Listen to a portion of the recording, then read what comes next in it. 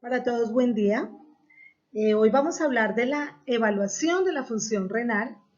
En esta primera parte nos vamos a enfocar en la formación de la orina. Si usted tiene claro cómo se forma la orina, para usted va a ser muy fácil interpretar un parcial de orina y va a poder entender cómo es que los marcadores que nos indican la función renal que se toman en la sangre pueden ser tan utilizadas como diagnóstico. Antes, quiero regalarles una escritura. Dice en la de Primera Tesalonicenses en la Biblia: no tratamos de agradar a la gente, sino a Dios, que examina nuestros corazones. Pues mi deseo es que ustedes siempre estén actuando de manera que lo hagan frente a Dios y no solamente, y no para personas, para los hombres, ni siquiera para ustedes mismos, sino siempre. Eso los va a llevar a ser muy felices y sabios. Bueno, cuando nosotros hablamos del riñón, la palabra equilibrio es una palabra, lo que llamamos un keyword, una palabra clave. ¿Por qué? Porque el riñón es equilibrio de todo lo que tiene que ver con el mecanismo ácido-base del cuerpo, mantener siempre un pH neutro, que es lo que debe mantenerse, es función del riñón. Claro, actuando con unas hormonas acompañando. También el equilibrio electrolítico. Cuando hablamos de electrolítico hablamos de sodio, de cloro, de potasio, todos los electrolitos que tienen unas funciones básicas en las membranas celulares. También es encargado de la excreción de productos de desecho. Quizá esto es como lo que más lo hemos conocido, ¿cierto? Como producto de desecho. Y la eritropoyetina también es una de las funciones que se encuentran dentro de ella, o sea, la producción de la sangre. Bueno, en cuanto a la anatomía, nosotros vemos cómo en todos los animales, en general en todas las especies, son dos bolsitas, ¿cierto? Con un tubo, pero ese tubo comienza con un ensanchamiento que es la pelvis renal. Después vienen unos tubos por donde empieza a bajar la orina, que son los uréteres, hacia una bolsa que es la vejiga, y un tubito de salida que es la uretra. Eso es en todas las especies. Y una unidad fundamental para todas las especies, que es la nefrona. Si nosotros nos fijamos en la nefrona, vemos son tubitos y tubitos, ¿cierto? Porque recuerden, la función es la excreción urinaria. Cuando nosotros partimos un riñón, ustedes van a alcanzar a ver como unas rayitas, ¿cierto? Pues las rayitas corresponden a este tubo que ya vamos a empezar a describir. Lo primero que usted va a encontrar en la nefrona va a ser un acúmulo o un ovillo, digámoslo así, de arterias o de una arteriola que se recoge como un nudito y que queda aprisionada por una cápsula. Ese nudillo de arterias o de la arteriola es el glomérulo. Y el glomérulo queda comprimido por una capsulita que se llama la cápsula de Bowman.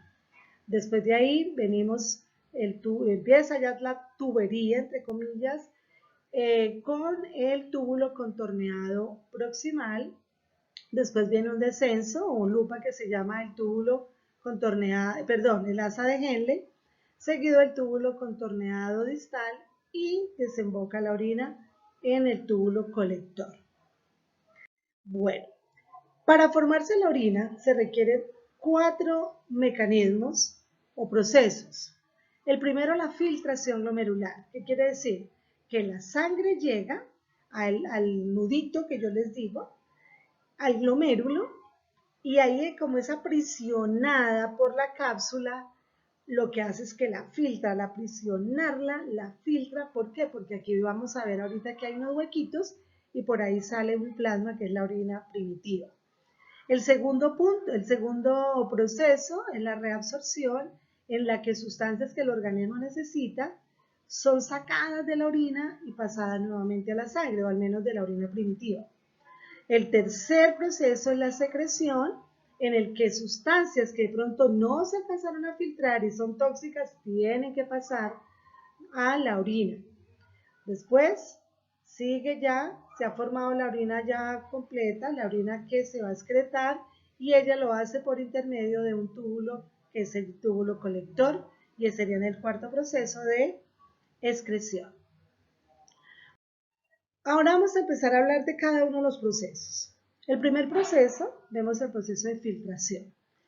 ¿Qué es lo que ocurre? La arteriola aferente, ¿cierto? Es la arteriola que recoge la sangrecita que va a entrar al glomérulo. Miren que aquí yo les hablo de un ovillo, ¿cierto? Queda como envueltico completamente y por ahí empieza a circular la sangre presionada. Hay una presión hidrostática que está ejerciendo la cápsula de Bowman. La cápsula de Bowman tiene una característica y es que tiene, vamos a decirle así, unos huequitos, ¿cierto? Unas ventanitas, se llaman fenestras, por las cuales va a pasar el plasma que se filtra por ahí. Por ahí no caben glóbulos rojos, no caben plaquetas, no caben menos leucocitos que son tan grandes, ni siquiera las proteínas.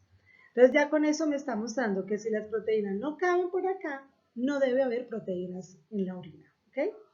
Eso es lo que pasa, la filtración, el paso del plasma, en este momento es plasma, el paso del plasma a través de las fenestras de la cápsula de Bowman, y ahí en ese momento el plasma tiene todo lo que tiene en la sangre, tiene glucosa, iones, aminoácidos, de pronto hormonas a nivel muy molecular,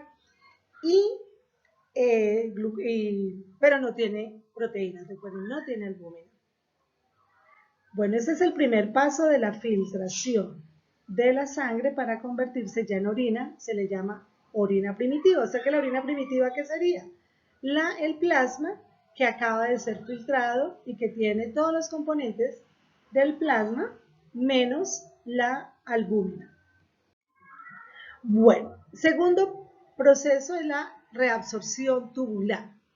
Pues, como el nombre lo indica, ya ese es un proceso que ocurre en el túbulo contorneado proximal en este momento, y vamos a ver cómo ahí ocurre la reabsorción de un elemento muy necesario para el organismo, la glucosa.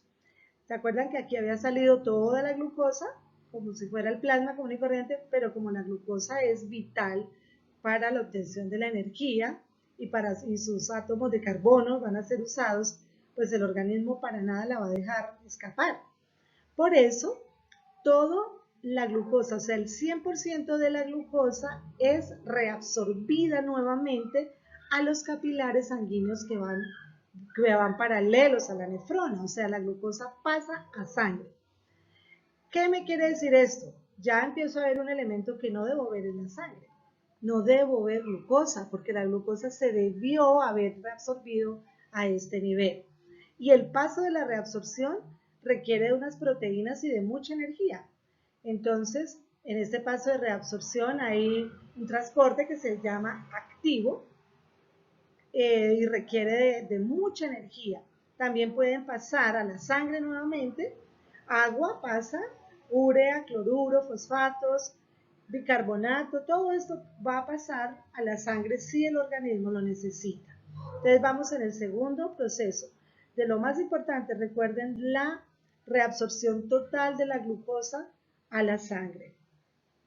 Nos vamos para lo que pasa en el asa de Henle.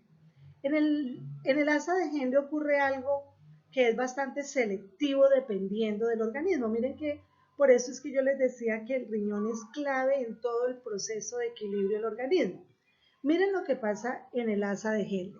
Cuando el asa desciende, sale agua del túbulo, de los túbulos o aquí del asa, sale agua a la sangre y en este momento, si el organismo lo necesita, aquí viene la acción hormonal, vienen hormonas, ahorita vamos a ver hormonas como la angiotensina, renina, ¿cierto? La aldosterona, la antidiurética, todas estas hormonas tienen que ver con el mantenimiento hídrico ahí en el riñón. Entonces sale agua y esta orina se va a volver muy concentrada porque se está perdiendo agua y se llama una orina hipertónica. Pero cuando asciende la lupa asciende, la orina asciende por acá, empieza a perder electrolitos. Entonces, esa pérdida de electrolitos, pues va a hacer que la orina entonces ya no sea tan hipertónica, sino por el contrario, hipotónica. Entonces, no hablamos acá de que sea una orina, digámoslo así, diluida, sino le decimos es hipotónica. Y sigue su paso, ¿cierto? Sigue su paso hacia hacia el otro proceso que hemos llamado de secreción. Bueno, entonces seguimos con nuestro proceso de secreción. En la secreción, ¿qué ocurre? Los elementos que no se pudieron filtrar, sobre todo tóxicos, pasan de la sangre al túbulo, a los túbulos, principalmente a nivel de túbulo contorneado distal, pero en cualquier parte del túbulo puede haber un proceso de secreción. Recuerden entonces, la secreción es contraria a la reabsorción, porque en la secreción, por el contrario, pasan elementos de la sangre a la orina, ¿ok? Para, ya por último, ser excretada a través del túbulo colector. Aquí ya sale la orina. El último paso, que es este, ¿cierto? Actúa específicamente una hormona. Mírenla aquí, es la hormona antidiurética. Si el organismo requiere agua, la hormona antidiurética hace que a este nivel del túbulo colector el agua sea reabsorbida y pase a la sangre. Entonces miren que todo esto es acompañado del riñón y hormonas. Riñón y hormonas. ¿Por qué? Porque la necesidad del organismo de tener agua. Entonces, cuando usted le llega a un paciente que está deshidratado, usted lo primero que hace, ¿cierto?, es buscar a colocarle líquidos. ¿Por qué usted busca colocarle líquidos? Busca es cuidarle la nefrona. Usted como médico tiene que tener muy claro eso. Usted está evitando un daño agudo de la nefrona. Ahorita lo vamos a revisar. Quería mirar en esta lámina o diapositiva el recorrido que hacen las moléculas. Entonces vamos a hablar primero de las proteínas, ¿cierto? Las proteínas vienen por la arteriola aferente, acá, y ellas, como no caben por el filtrado glomerular, siguen derecho a la circulación. Cuando yo hablo de proteína me refiero principalmente a la albúmina, que es la más pequeña. Si no cabe la pequeña, menos las grandes, que es la que más abunda en el plasma. Entonces ese es el recorrido. Llega por la arteriola aferente, circula por todo el glomérulo y sigue, digámoslo así, sigue derecho, ¿cierto? Sigue derecho. Vamos a ver qué pasa en cambio con la molécula del agua. La molécula de agua sí atraviesa completamente el glomérulo, ¿cierto? Atraviesa aquí la cápsula de Bowman, pasa por o llega al conducto contorneado proximal, sigue, ¿cierto? Y hay un momento en que, si hay necesidad, pasa o se reabsorbe. Entonces aquí ya vemos la reabsorción del agua a nivel de túbulos. Y aquí la estamos viendo a nivel de túbulo proximal. Ella sigue bajando, el agua sigue bajando, pero va a haber un momento en el descenso que se vuelve a reabsorber. Recuerden, va a depender de mecanismos hormonales. Entonces, el organismo es muy sabio en esto. Aquí vuelve y toma agua si la necesita. Y cuando asciende, si el organismo lo que necesita es sodio, aquí lo saca, lo retiene, lo vuelve y lo saca de la orina al organismo o a la sangre, y también por el efecto hormonal, por las necesidades, ¿no?, desde el organismo. Sigue la orina subiendo, y estamos hablando del agua, ¿cierto? Y vuelve nuevamente si se necesita. Entonces miren cómo la aldosterona es la que va a permitir el paso del agua, de sacar el agua de la orina, porque aquí ya hay orina, pero la aldosterona saca agua si se necesita.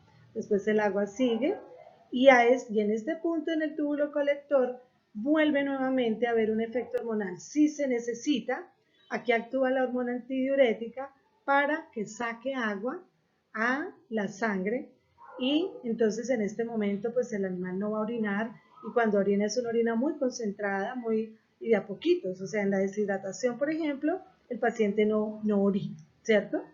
Bueno, entonces esta es la primera parte, aquí nos vamos a detener para que ustedes lo revisen y entraríamos ahorita a ver la segunda parte. Muchas gracias.